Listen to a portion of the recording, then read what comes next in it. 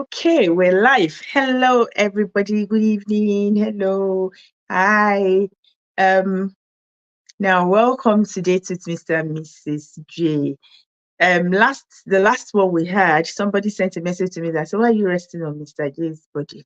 Now Mr. J is not next to me. So I'm resting on the couch itself. So but anyways, good evening, everybody. Thank you so much for joining us wherever you're joining us from. Thank you so much for saving and the date and the time and for joining us. Now, today is a very special episode.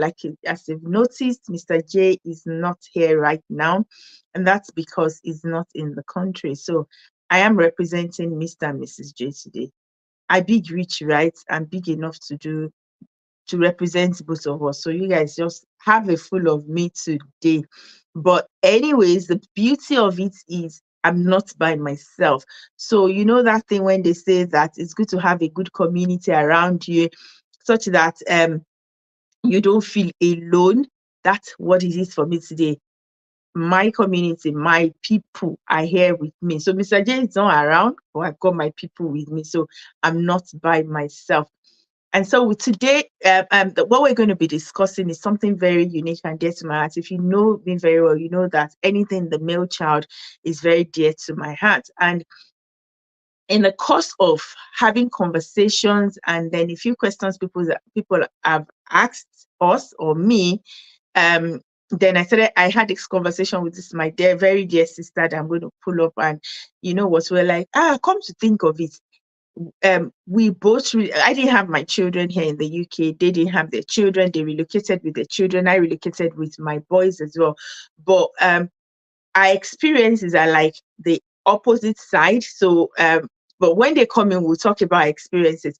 But we just felt that this is a very interesting conversation we could have. And that is how we dealt, how we navigated, how we managed and won the challenges and the uncertainties in relocating with our sons to the UK.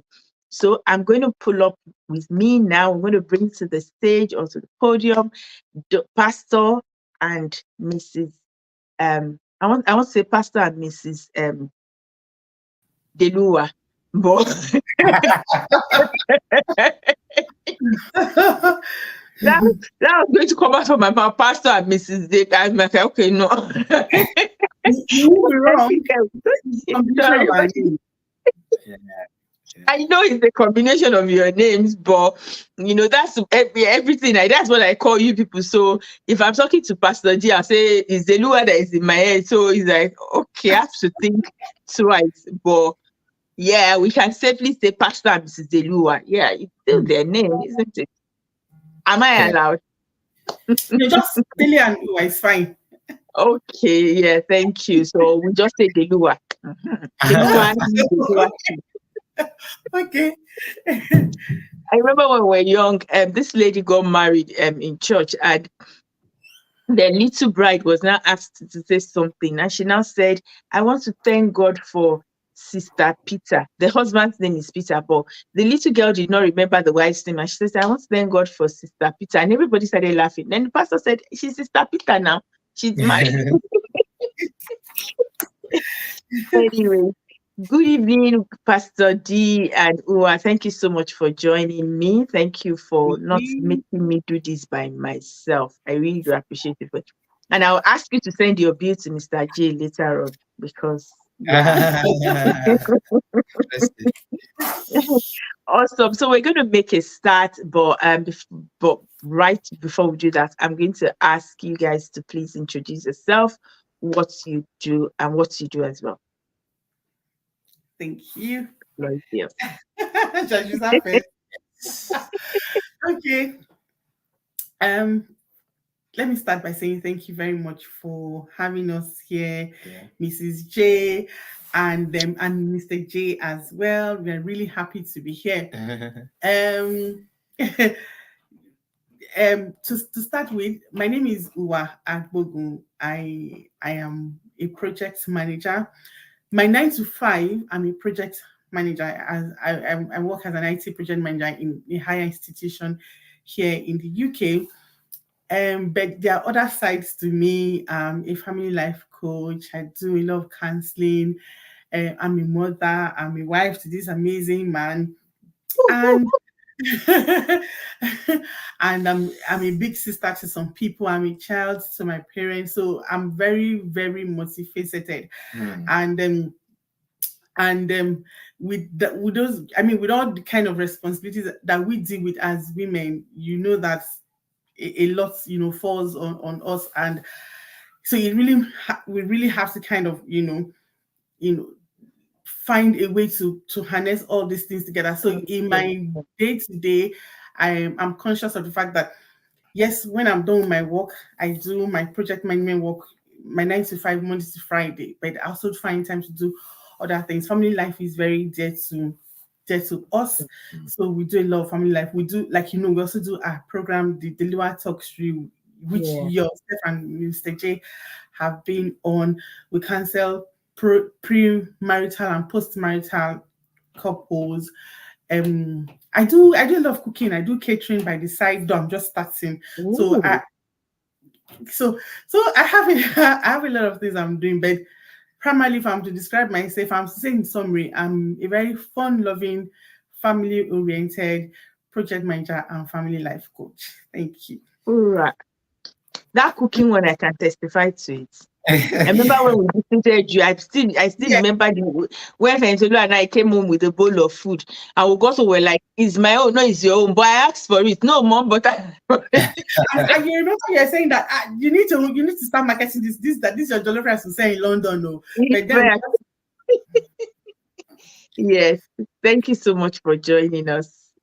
Thank Awesome. you. Possibly over to you. Uh-huh.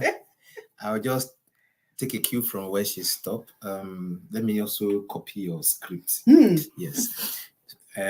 My everyday work, like she said, 8 to 5. I'm a lecturer in a university, and I teach business. Outside of that, we do a lot of things together as family life coach and mentors.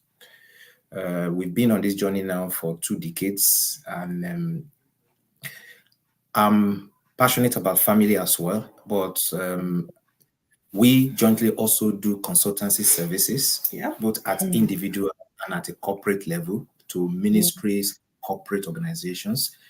Doing it now for a while as well. And I'm a father of 3 children and a husband of this lovely, beautiful, amazing jewel that I call. Mr. Jolibo, Mr. Jolibo. So we want to say thank you for having us. yes, Other Oh, things I would no. have mentioned all those things already. So we say thank you, and we are looking forward to how the day or this event will pan out. yes. Amen. Thank you so much. Thank you. Yeah. Thank you so much. Okay. Thank you again for this joining me tonight. So thank you. God bless you. I really, really do appreciate you being here. And it's such a lovely one. And I really look forward to it. So the way this is going to run, as usual, you know how we roll. We're here to just gist and talk about experiences. So we're sharing our experiences so that people can learn from our journey as well. So the first thing I want to say is that, guys, I said it earlier on, Mrs. Jolugbo, Bukola, or Kiki, as you like it, and you all know me. I like when Ua was introducing herself, she said my 9 to 5. The truth is, when I hear that, there's something that's kind of butterfly just just inside my stomach, that because I always say to people that if your life is just about your 9 to 5, then there is a problem. You got to check it. That we are more than the 9 to 5, because the 9 to 5 is us, um, helping somebody make money, right? So this one now is us making fulfilling purpose, doing something outside Yeah, of helping yes, somebody make money for themselves. So I love the fact that we are more than 9 to 5. We have different hats, and God has created us to we are multi-talented, so we can do a lot of things, Yes. and and still be able to maximize ourselves and our talent. So welcome to Date with Mr. and Mrs. J. Now, what we're discussing today is about how relocating with our children, and the joy, the challenges, and how we won the whole the moved from one phase to the other. So I'm going to start with us. I'm going to start with myself and my husband. My husband is not here, but so we relocated when our children were, I think, 4 and 5, so many years ago, and well over 15 years ago. I don't want to embarrass my math, so I will not start counting my fingers. But yes, over 15 years ago, and I remember that my husband was in the UK, and then we had the children in Nigeria, and so the boys and I were in Nigeria. He was here, right? And then later on, we joined him. But in that process, and in your own case, your children were okay. Let's hear from you. What was that in your own case like? In the beginning was the word, and what was God? In your own case, in the beginning of that experience. Our beginning, like you said, I think our story is just the total opposite. So Mr. J came to the UK, left you and the boys in Nigeria. I came to the UK and left him and the boys and the children when I left Mama Boys Club, after some time. So I left him and the children in Nigeria while I was here. So that was how ours started. Yeah. Okay. So now, I think my focus mainly going to be on Pastor D, because we left him in Nigeria, and I'm just thinking now, how did you cope with the boys? Because what age were the boys when you left him, Ua? When you left them in Nigeria with him? 17. No. Around 18. Yeah, he was 17 there. Pastor Dele, should I bring calculator? I'm right because Ara did his 18th birthday. No, Ara also turned 17 here. So Ara was 16 plus. Okay. It's not too far from each other. In fact, anyway. he was about. He just turned 16. I left Nigeria February. So they were technically teenagers. They were teenagers. I left Nigeria February 5th, and Ara's birthday is November 20th. So November, December, January, February. So he was just 16 years, 3 months when I left Nigeria. And Inyolua was about 13 or 14. Ini was 14. Yes, Ini turned 14 in February. That same February that I left. I think we should just say the two of them were teenagers. Two of them were teenagers anyway. So I stopped. I was 16 plus. Ini was 14. Let's put it that way. Yeah. Okay, so my question is to Pastor D. How did you cope? What were your techniques? Because now, if you ask a lot of fathers with children that age to say, come and stay with your children by yourself, it's another story. So how did you manage, Pastor D? Well, I think before we look at how I manage, I think we should look at what were our positions and what were our mindset concerning this.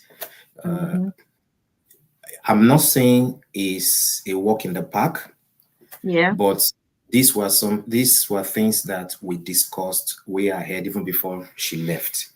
So I knew the role of father and mother will rest on me in terms of physical presence. I know it's going to rest on me. So talking about the challenges, definitely a good number of things that she would have handled, she would have taken care of. She's physically not there, though still very much involved. And she might not physically be there, but she's still very much involved. I think I would need to establish that first before I now get into how do I cope. I think that was what made the coping a bit easier, because we were both on the same page. So in terms of what was tougher, I have to I have to ensure that I pay more attention and I'm more present in their lives at home. And whatever, because I occupy a high management level role, and so I told myself I cannot be outwardly focused to the detriment of my family, and therefore I made it as a schedule, and was it was a needed sacrifice. And therefore, I told myself, okay, you know what? I am going to get these things done. So I have to devote my time. I have to be invested in their education. Uh, the girl, she should be like I think she was like 9 or so that time. She was like 9 years old that time. So who needed more attention as well. So it took a lot from me. 8 plus, 8 plus. It took a lot from me in terms of being present in their lives, being involved in their assignments, in terms of um, guiding them and providing mentorship is also there. So you see that there are a whole lot of things that could Yeah. culminate into that pressure or that how do I put it now? That's it. Yeah. People might want to call it challenges, but we it's a challenge, but it's a needed and positive one for that Yeah. period because we saw it Mm-hmm. as transition. Yeah. Now, because I need to explain it that way, because some people's in the context, some people might have a different context to that. Because you left me, see what I am going through. The context Mm-hmm. was not in that sense. It's more like you are not here. I need to fill in the gap and ensure that I do a good job, even though it's going to stretch me for the greater good. That's Yeah. what I would say. Mm. Well, I Awesome. think again, I can come in to contribute, right? Yes. Yes. Yeah. Please. I I think having a system and a structure, a family structure in place, also helped. So the boys, as at that time, were in boarding school, but Okay. immediately I left, COVID happened. So the children were sent home. Yeah. So Cool. he now has to cope with, gratefully we already had a Wi-Fi in the house back then in Nigeria. But we Mm. also had, someone that was staying with us that helped in terms of, the cooking aspect of things. And then my mom was also, I know grandma used to come and check on them that time. My mom, was also checking on them, but a great deal of the work fell on him. So he was one that spiritual assignment and spiritual grooming for that almost 1 year. He's one that will wake Mm. up, do division with them. And while they were home and it was COVID, they were taking lectures online. So it Yeah. meant that he had to wake up early enough to get dressed and log on to their classes. He was one doing all those things. Oh, I remember at times somebody's laptop wasn't working. So spiritually waking up to do devotion, read your Bible, do all those things, it was on him. But I know how to do monitoring a lot. So I was monitoring, have they done this? Have they done that? So even if he forgets, I was doing a lot of You were pushing. there. Mm-hmm. Mm-hmm. In terms of assignment, Yeah. even when I was in Nigeria, it was he's been very involved in their schoolwork I think because that's the word I'm looking for. mm, Being involved. he's And been very yeah.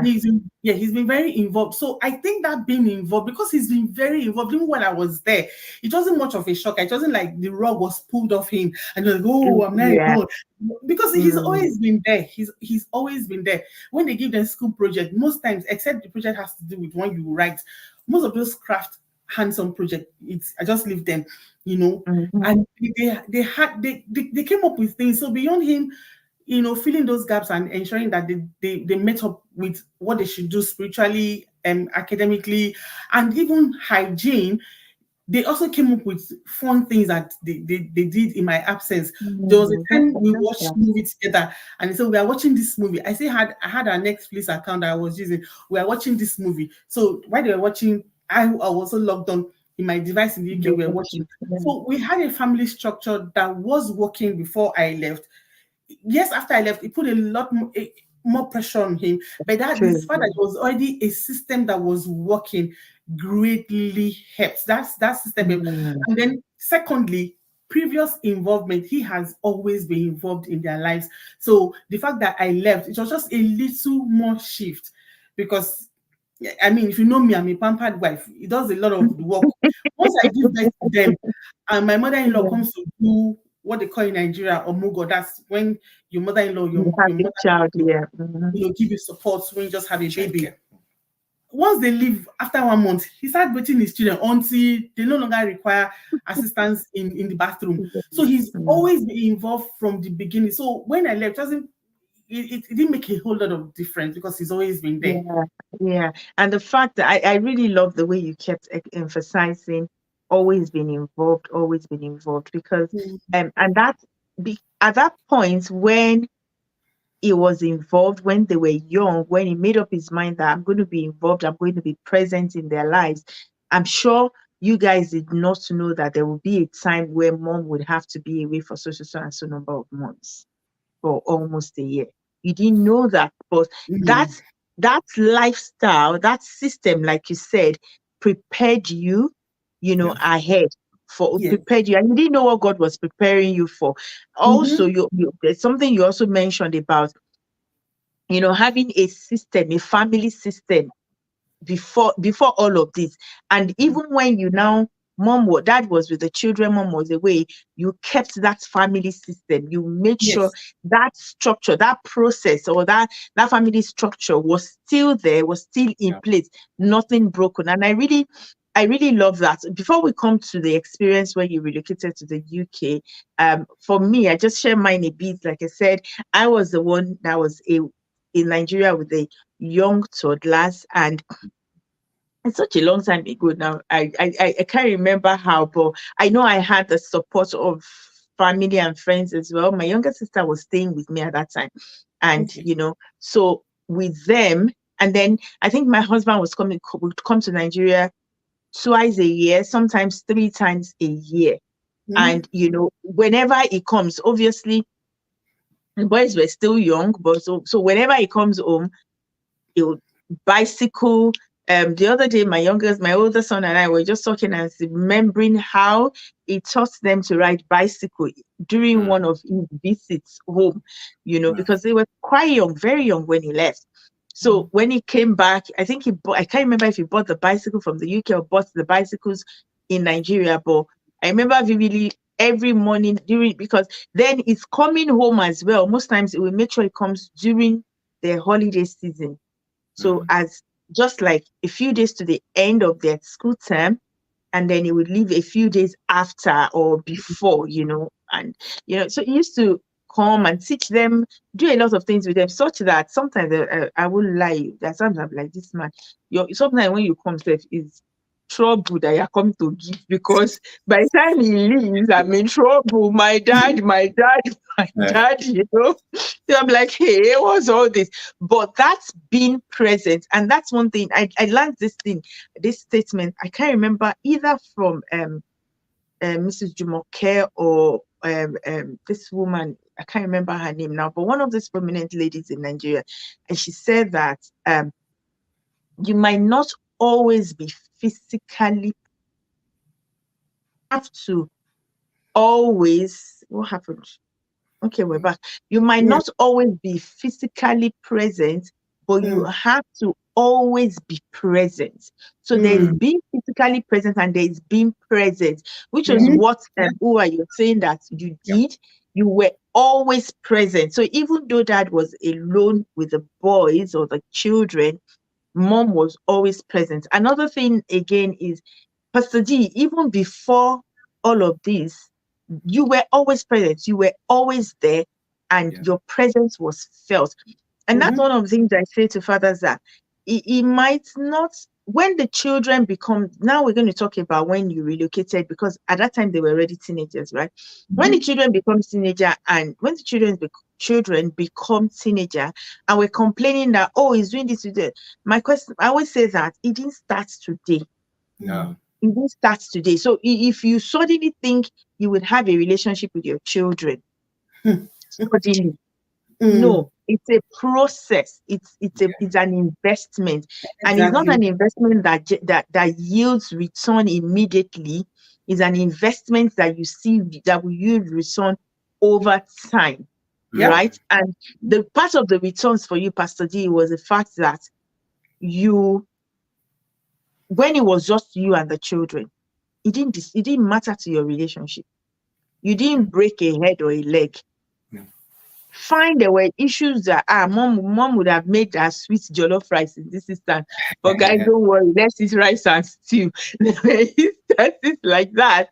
But we had someone in the house who was doing all those jollof rice. So we had someone in the house who was helping with all those jollof rice. Exactly. And I'm sure now, having said that, the fact that there was someone in the house who was doing all those things didn't mean that Daddy would not be present. Yes, absolutely. I say this to people. I say that when you're talking about relationship with your children, your boys, particularly your boys, it's not, hello, guy, how are you? How you doing? How's your day been? Fine, Dad. Okay, welcome. That's not relationship. No. That's not relationship at all. And that's what one thing I'm learning or learned, and I think we're taking away from Pastor D. It was present. He's the one that will wake them up. Come, let's pray. We'll pray. Whether they are standing, they are dozing off, we'll pray the prayer together. Let's watch movies together. You make time to watch the movie. And that's how you build and cultivate relationships with the children. Yeah. Now let's talk about go on. Jump in to say something before you move on. I think you are preparing to move on, right? Yes. Yeah, good. Yeah, I just want to give perspective to whoever is watching now, might be watching the replay, that it's not, we didn't just want to be doing what we are doing, because we have understanding that if you are not present in their lives, you've also spotted it. You spotted it as saying relationship will not just happen overnight. No. So we have this clear understanding that the more involved you are in the lives of your children, the more you're able to find a place in their world. If you are missing, don't suddenly come back 5 years time, 6 years time, 10 years time. You now want to do something, and because we've seen cases where some parents will now want to be, they will get angry that, don't you know I'm your mother? Don't you know I am your father? But you've not planted, so you expect to reap a corn where you planted guava or nothing, and you're expecting something. So you will get out of what you put in. So if nothing is put in, expect nothing. Then if you put something in, then you expect something. Yeah, awesome. Thank you so much for adding that. And somebody said here, it said that let me see if I find that comment again. Yes, the power of support system and an involved father is priceless. Yes, it is priceless. Particularly, I always say, particularly in the lives of our sons, it is priceless. And that's when you see the boys grow up to be wholesome and exceptional young men, because they had fathers who were present in their lives. Yeah. Thank you very much for that. Now, let's come to the UK. So for us, so I brought the children to meet Mr. Husband when because in fact the story of how I carried my load and ran away from Nigeria, and another story, like, these children are just, oh yeah, let's go and meet your father, you know. And then we came to the UK, and I must, in our own case, and I'm going to be very honest, it was rough because my husband left when they were very young, and he was used to living alone here. He was living in one, like a studio flat by himself. And then I think the studio flat where he was living was all inclusive, right? So we were now coming, and now moved from that to a proper apartment where that you pay your rent. You now pay, let me not go into all the bills you pay for just renting the house alone. Let's not talk about council tax and all of those things that they were shockers to him. So, and then we were coming, I was coming to the UK for the very first time. The boys were coming, I was excited. And daddy was always, my husband is an accountant, so always calculating, always thinking, this money, where is this money going to? Where is it happening? Kineko, kineko. So it was a shocker. So I remember that I would work weekends, Saturdays and Sundays. He will work Monday to Friday. Mhm. Then in the first 1 year. So and then I remember that most times on Saturday, my husband, I'll go to work. I resume work at 7 on Saturday, and I'll close at 2. By 1 o'clock, 3 of them are outside of the door waiting for me.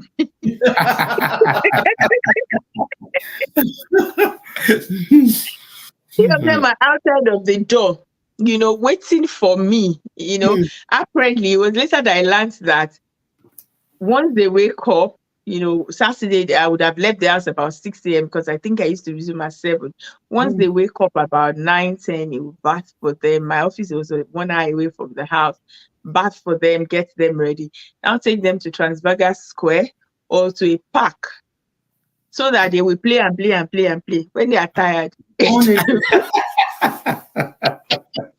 I bring them to the office, and then all of us will now go back home together. So, okay, madam. So one day was like, Bukola, let's be sincere. I don't know how I'm going to cope. I don't know how this is your weekend work, and then Sundays, they will go to church. From church, they will come and meet me at work because I used to work in Tesco then. They will come and meet me at work and then we'll all come home together. And, I think that was his own coping mechanism because it was a shocker to him and they were quite young, demanding and all of that. And so for him, that was a coping mechanism until when they began to get a little bit older. I think he now realized that, we cannot always travel to Tesco to meet mommy. And he began to adjust, to that. And I would say that was something that prepared him because at the point where I think when my older son became about 14, 15, I had to go walk outside of our environment about 3-4 hours away from home. No. So I would travel to work, stay there for the week and come back home. And, he's not here now, so I really can't say in details what happened. But I think the fact that he had a wake-up call at some point to say, you know what, whether mom or no mom, I got to wake up and be the dad and the mom when I need to be, and then and that was at the point where when you ask the boy, I want to be this like daddy, I want to be that like daddy. One day I was like, what's that? Be something like me too now. I donated as well. But so it was. But coming back to both of you now, I want to ask, how was it? Because relocating with children, we're going to come to some deep things that I want us to talk about. But how was your experience relocating with teenagers to the UK? How did it go? Okay, so or how has it been going? We did as in phases. So after I came in February 2020. The children and my husband joined me December 2020. But my husband had to go back to Nigeria, I think sometime in January 2021, because he needed to shut down, put a closure to work and do things properly before coming here finally. So yes. So it was done in phases. So when they came in December 2020, so we started looking for schools. But it was again COVID, and then it was not during the holidays, Christmas holidays and all. So by the time school resumed in January, when we tried to start looking for school for them, that was where our shockers started. Before then, we've been coming to the UK for vacation. So they love the UK. So when they were coming to join me, they came with that vacation mindset. They go vacation mindset. And when we come, I have a fantastic childhood friend who, God has settled her here. God has blessed her. So she has a big house. So when we come, that's where we stay. and they enjoyed themselves. It was just like in Nigeria. Myself and Pastor will have a room to ourselves. The two boys will have a room to themselves. Ewa will have a room to herself. And that's how our friend used to host us and stay for like 2 weeks, 3 weeks, won't come on holidays. So the first shocker, they came. My mom was around. She was in the UK. She was already in my brother's place before they came in December. So she just moved down to Sheffield to help us move into our new house. And so they saw their room, Konkolo room, small. I mean, when I say Konkolo is the street palace in Nigeria. That means very, very small. That one was like, oh, this very tiny room. Then the cold weather was another thing that threw them off balance. And then January, started looking for schools. And the major shocker for us, we were able to, through council, put the last two, the younger two, in school easily. But our first child, who was already, mind you, above 16 when he came from Nigeria, shocker was that he wasn't going to be able to get into a regular secondary school. And at the time he left Nigeria, he had not finished WAEC. He was just about to do WAEC. But we were mindful of GCSE. But we were mindful of that he's nearing 18. And when you apply on these things, different counsel, different advice. Don't allow your child turn 18 in Nigeria. It will be difficult for him to join you. So just, okay, bundle all of us. Let's go. When you come here, we'll find how you enter the school system. We didn't know that it wasn't that easy for children who are above 16. And the first shocker was we heard that they have a policy that children who are above 16 cannot be enrolled in regular secondary school because they are above compulsory school age. So it now meant that school resumed in January. The younger boy, when he started school, the girl started school. Our first child couldn't start school. And this is a boy who had developed relationships back home in Nigeria. I mean, he was already in his late teens, developed relationship back home in Nigeria. He was very sociable back home in Nigeria, so he had a lot of things going for him. He was into football, he was active in church. I mean, he had his own social system that he had, built and was enjoying. And here he is, parents uprooting him, and now coming here, COVID, you can't talk to anybody, you can't go out, you can't go in, can't do anything. And even school that should have even say, let me log into through laptop, because COVID lockdown was still on, he couldn't now go to school. That's, for him, that was like the last straw. And to be honest, when we were living in Nigeria, at some point they expressed their reservation that they didn't want to leave because they will miss their friends. I even for them, as in, don't worry, your friends will be all right. You too will be all right. But we had done a lot of background work. We had carried them along all through the process. As is a family where we don't hold a lot of things back from the children. A lot of things that the seasons of life that we go through. Yes, it's the seasons of life that we go through. They are aware, because a lot of those things are tabled as prayer points during family devotion. So there was really nothing that they didn't know about the relocation process. They knew I was going to go first. They knew they would have to join me at some point in time. But we were not prepared for the fact that there was going to be COVID. Nobody expected anything like COVID, and nobody knew that there were policies that we were not aware of, that we didn't plan for, that a child who is above 16 cannot go into a regular secondary school. You then have to start looking at colleges to go and do A-levels or B-Tech or things along those lines.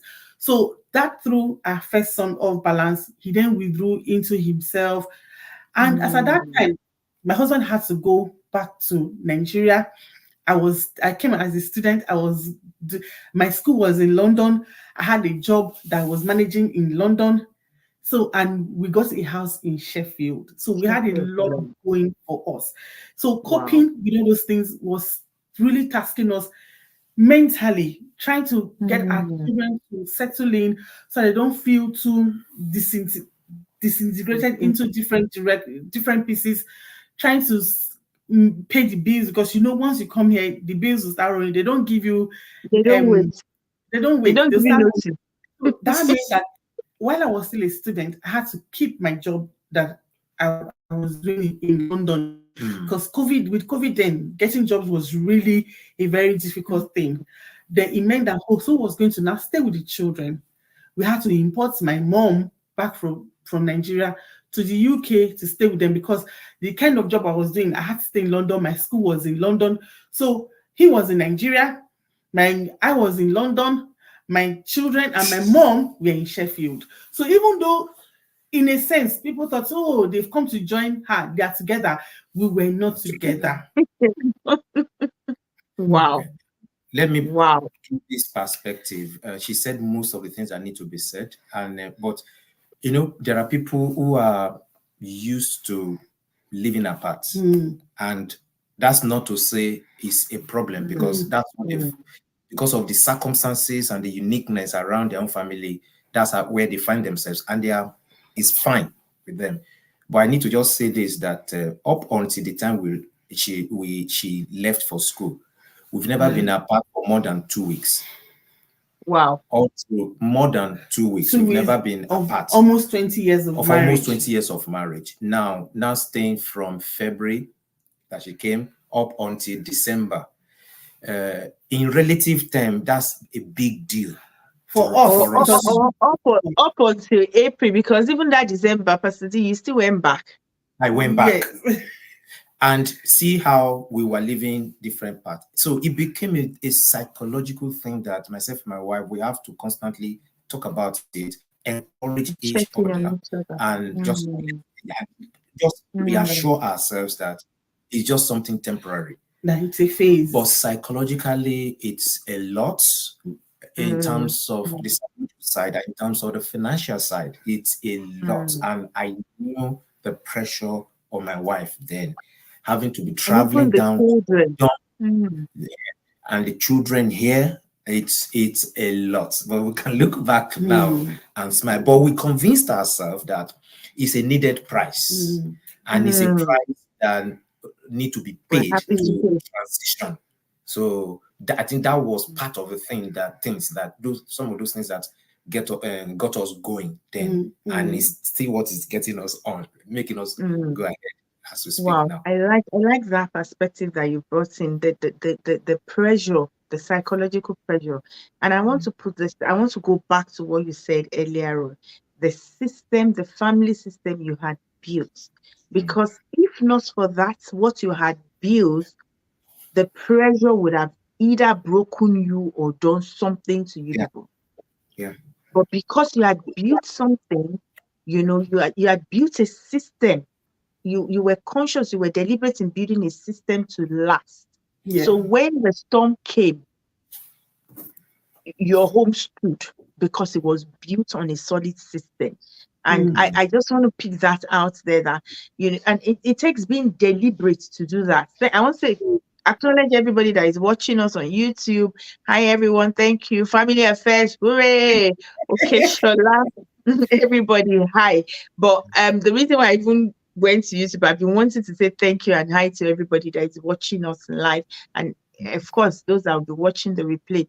But talking about building a family system that works, and the foundation for family affairs, I hear they two, both of them are here, and that's what they do. Building that system is very important, and they will testify to you that the system doesn't just happen. It is something you intentionally build.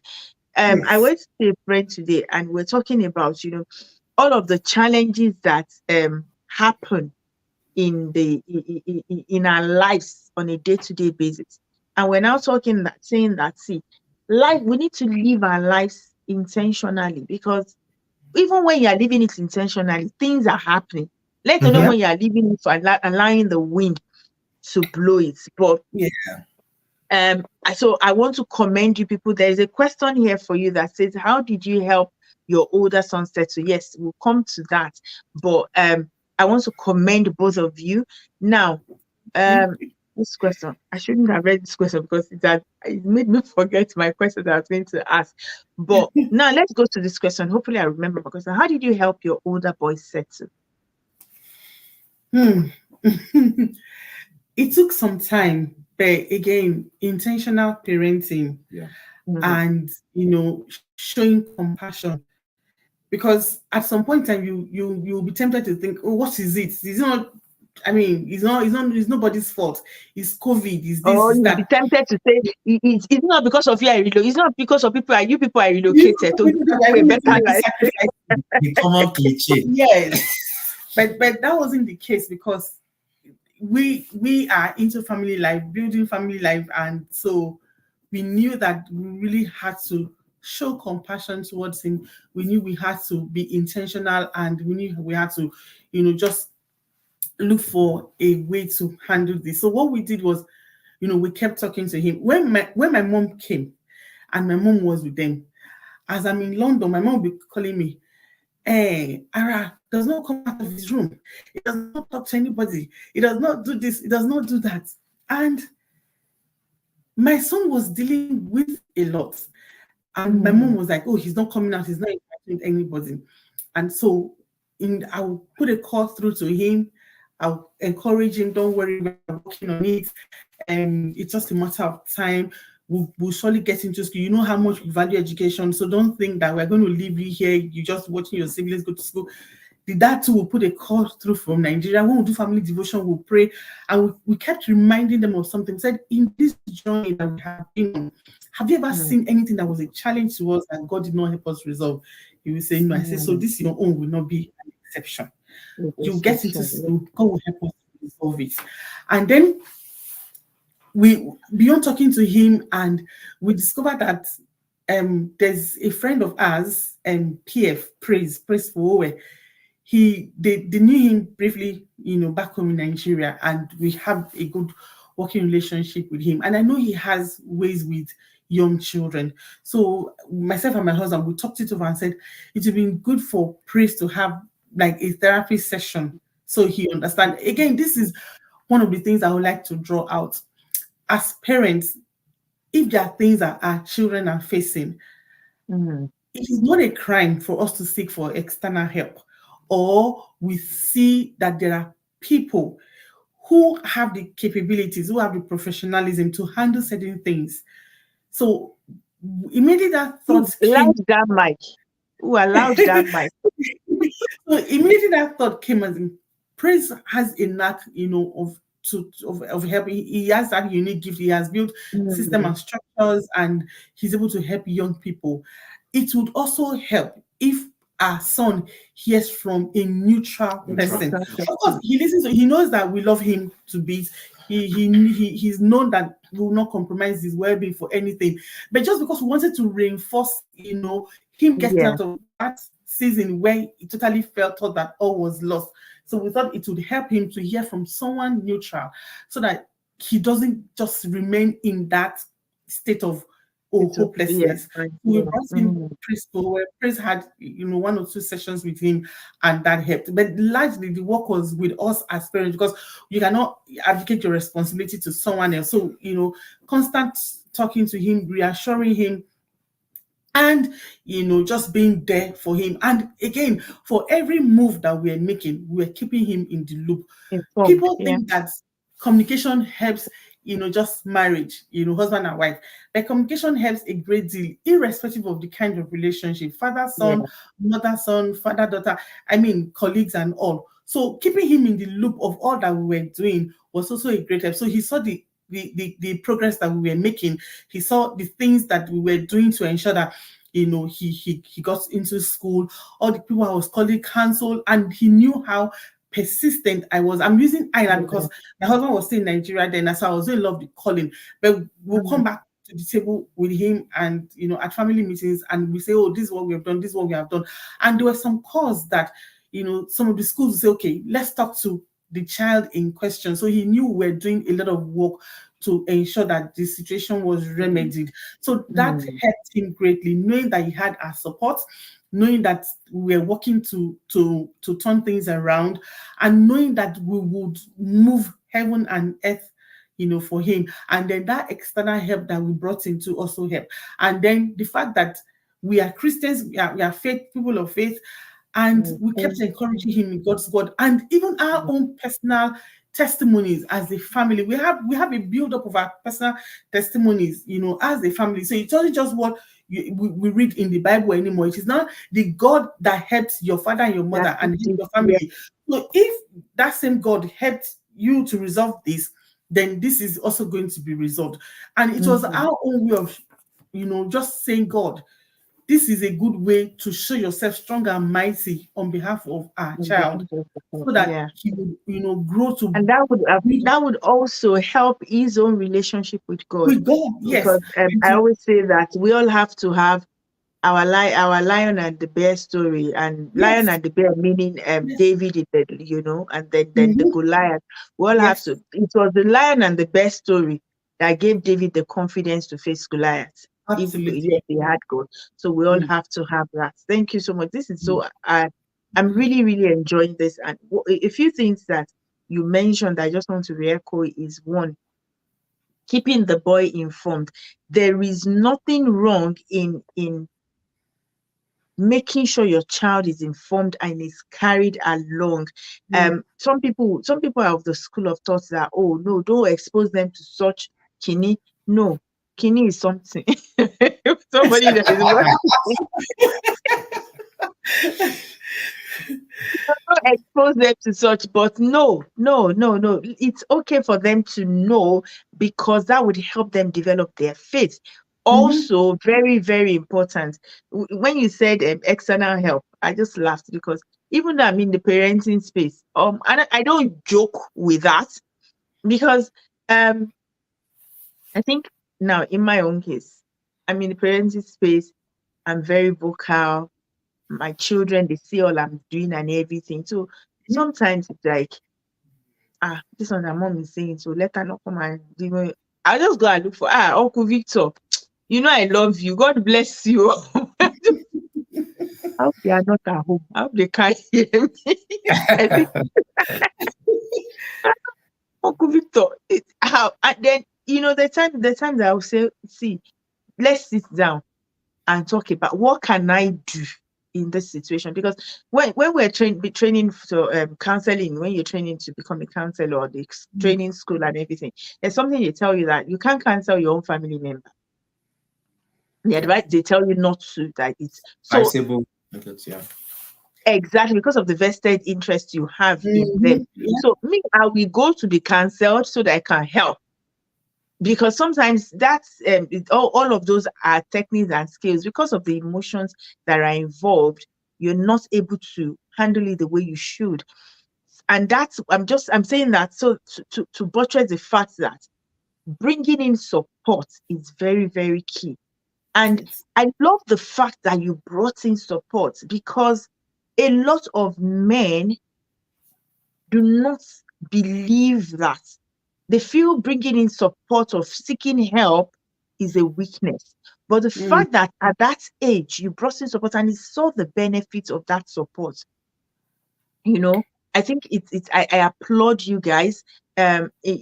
Talking about my children, I think our boys are about similar ages, right?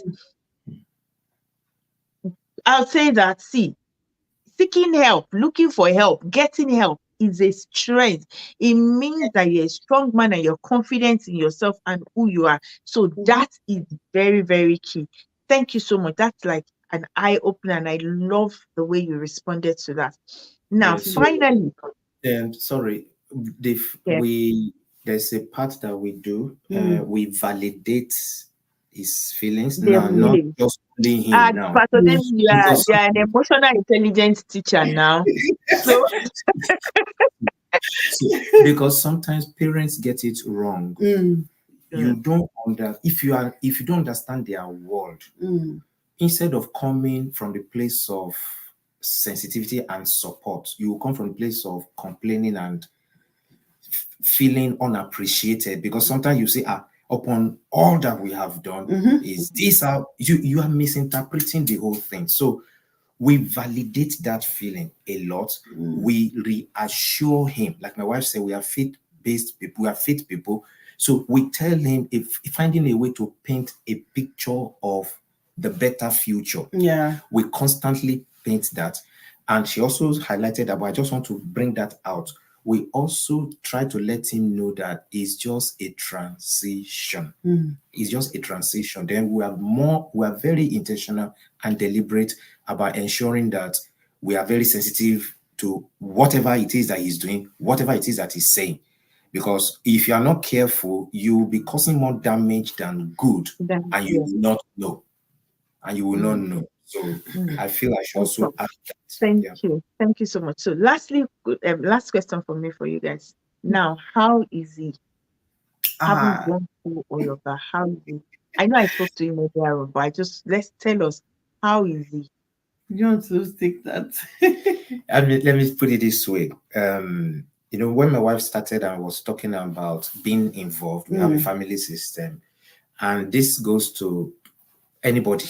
So once we are invested in our children and they know that you genuinely care for them and you are there for their total well-being, it's just a matter of time. You still have they will have disagreement, because when they are growing up, the world they see cannot be compared to the world we are seeing, and therefore sometimes some decisions you make might make them feel as if, is it that they don't like me, or is it that now, as we speak now, it's like a voice to his younger ones. In fact, our girl, sometimes when she's also exhibiting certain traits expected, like an expected behavior at a level that would so it's helping us reduce how much of talk we'll do, because I say, see, I was at your age, I was thinking this, I was thinking that. Now look at me now. You will see that I didn't know, but it was for the best interest. Even now that we have some disagreements, he will come back and I say,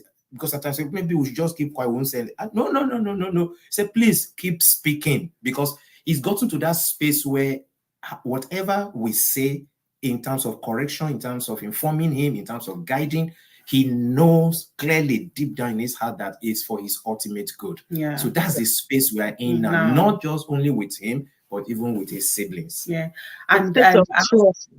Yes. And I also want to say that he's now fully settled into the system. Yeah. God sent us a helper in the Sheffield Council. He wasn't able to start school immediately, because at the time we even came, academic session had started. A-levels, they've taken, how they do their things ahead, so they've already taken students into college. So he still had to wait till September 2021 to resume school. But what Sheffield Council now did was they were having digital programs, training on photography, just different trainings. So they enrolled him in those trainings, so that kept him busy until now. Those skills are helping him in church now. He's fully settled. He's in the motion media team of the church. So those trainings that he attended now, he's using them to serve in church. He got fully into college as the due time. But he had to now go the route of BTech. So he's doing cybersecurity.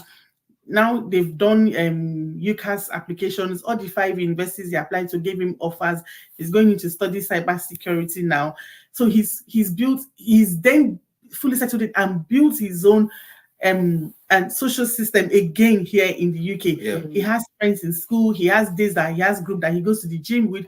There's a time will come where all they're interested in is building their muscles, their chest, not buff, on the hair. He's in that phase now. So gym, he's got a job, and a job that he loves.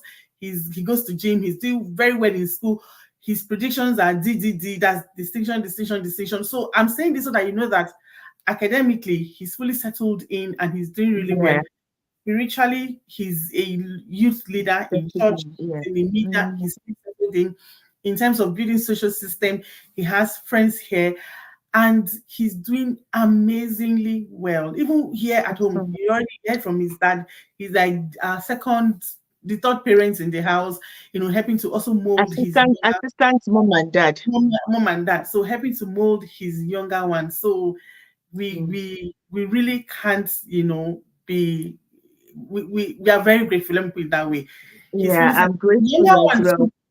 The younger one too was also a teenager. He had his own, adaptation process, setting into the system. but he wasn't happy with a lot of the things that he saw.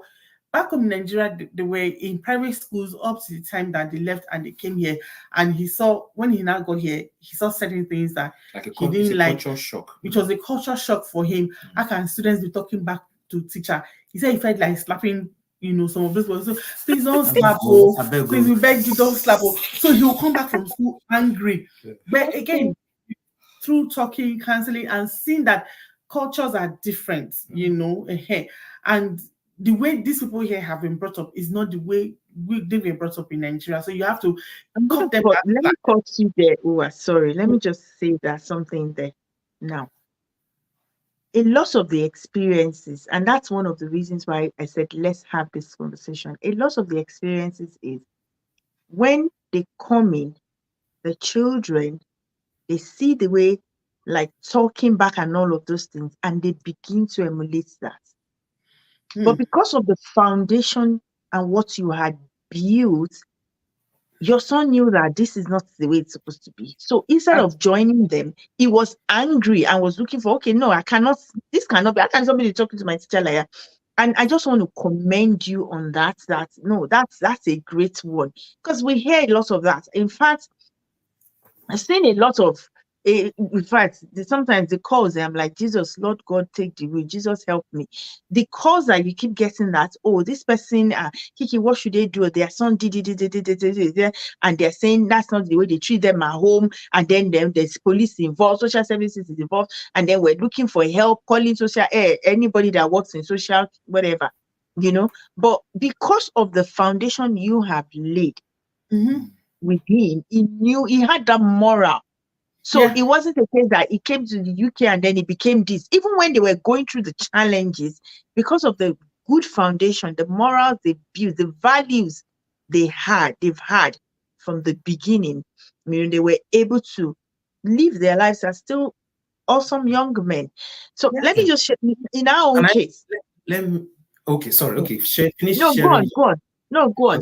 We're over time, so we will round up now. We're an hour gone. This gist is sweeting me. Go on.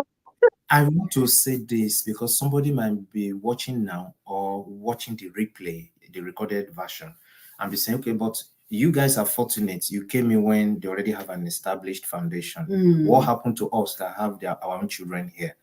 I don't know why that thing kept coming to my mind. And I think there's a system and there's a structure we can use to build around this. Now, I have a colleague in my workplace. He's also a lecturer, and sometimes his own child was born here. So I share some of the tools and some of the systems and structure that we've learned.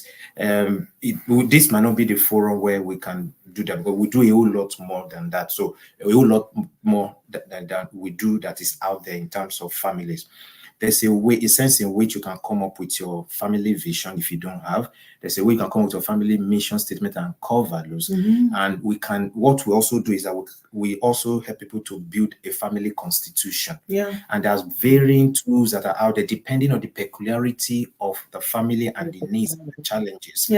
So I'm saying it to say that there is hope. If somebody have a concern, there is hope and it can still be built. So irrespective of the child's age, there is hope. Even if you did not have the children, even if you came from diaspora with the children, you came over, you relocated with the children, and it seemed like things are going wrong, there is still hope. It's just seeking, like we said earlier on, seeking for help, asking questions and going to the right people. My pastor used to tell, our pastor would say that you're a maximum of 5 people away from the person you need to solve your problem for you. Maximum of 5. Somebody will know somebody that knows somebody that knows somebody that knows somebody, and that's next somebody is the person. She understands. So there is always hope. It's just in building and maximizing the network. And I always say that parents, one of the things I always say is, what is your relationship like? What is your network like? Who are the people around you?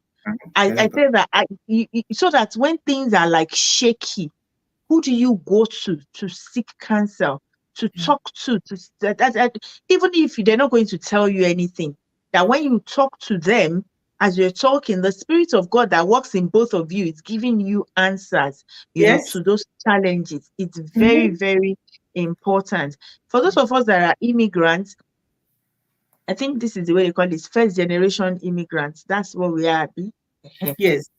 When we come in, there's so many culture shock that you be like, I remember when my children were younger, like they were calling pastor, then everybody was calling him Mike.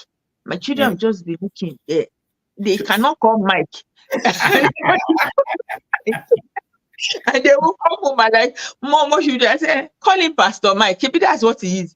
Mm. And then they will call Pastor Mike. Pastor Mike will say, no, call me Mike. This man, so he retired like 2 years after we got to the UK. Because we were going to a Baptist church. Mm. And he said, they called me Mike. He was white and he retired 2 years after. So in his 70s, but call me my children. Ow, even me, I cannot call you Mike, But the shock is there. But one thing we need to always pay attention to is, Pastor Dele said, validate their feeling, empathize with them, listen to them is very important. And the fact that you're listening to them is not a waste of time. It doesn't mean that validating their feeling doesn't mean you agree or you are subscribing to it, but okay, I know this is how you feel. And you can always talk to me. I'm listening to you. I'm probably going to draw the curtain here. We're over an hour. Wow, this is so interesting. And I'm just hoping that our viewers, people that are here with us, and those that watch later, we be able to pick up one or two things from this session tonight. Thank you so much, Pastor D. Thank you, Uwa, my dear friend and sister. Thank you. I was starting with Pastor D earlier, and I was tassing Pastor D. And I looked at it and I said, hey.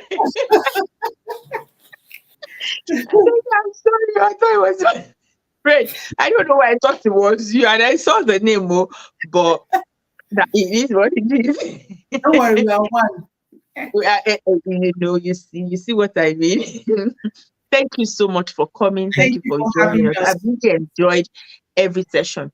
We did too. Lastly, one word, Pastor D, or your last word to any parent that is just relocated with their children or is planning to relocate with their children that will watch this at some point. What would you say to that father now?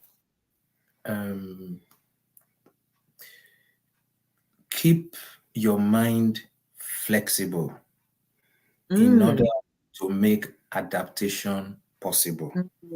Or else there will be challenges because the two cultures are not the same.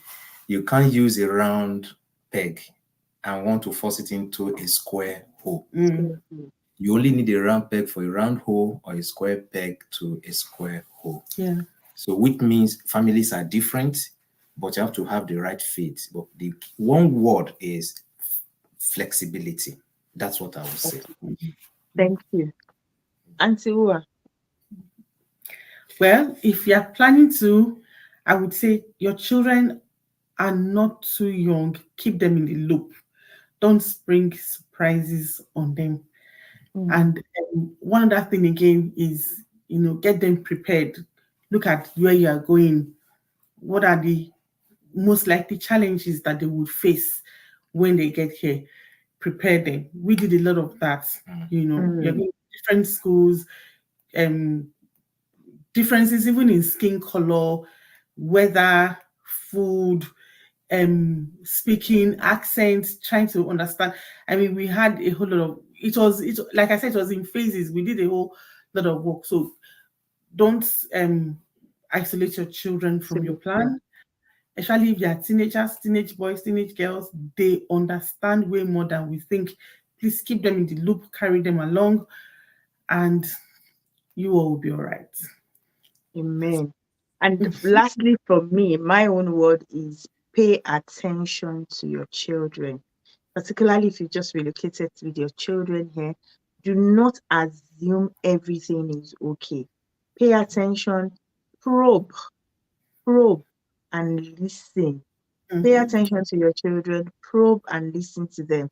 Don't assume everything is okay because of the culture shock, culture differences. A lot of things are happening out there, and we cannot afford to not have our eyes even in the blind spots.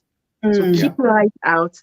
Watch out for your blind spots. In fact, there's a prayer I used to pray: God, Father, in the name of Jesus, if there's anything I need to pay attention to, is there anything I need to see, open my eyes to, show me. And I've seen God literally take my hand supernaturally to something. I'm like, hey, so you know what I started doing? I added to that prayer: Lord, when you now show me, give me the strength and the wisdom to handle it. Because that's on top of that prayer. So that I will not go and have hypertension but pay attention and probe and listen. It's not okay to say, how are you? I'm fine. No. There are other things we can do. Just have conversations with their children. Thank you so much, everyone. Thank you so much for joining us. Thank you for having us. I love you, love you, love you, love you, love you. Thank you so very much. This has been awesome. Mr. Agbogun missed. I'm going to put a page for him. Thank you, everybody. God bless you so much. Thank you for joining us, and I'll see you next time. Bye. Bye.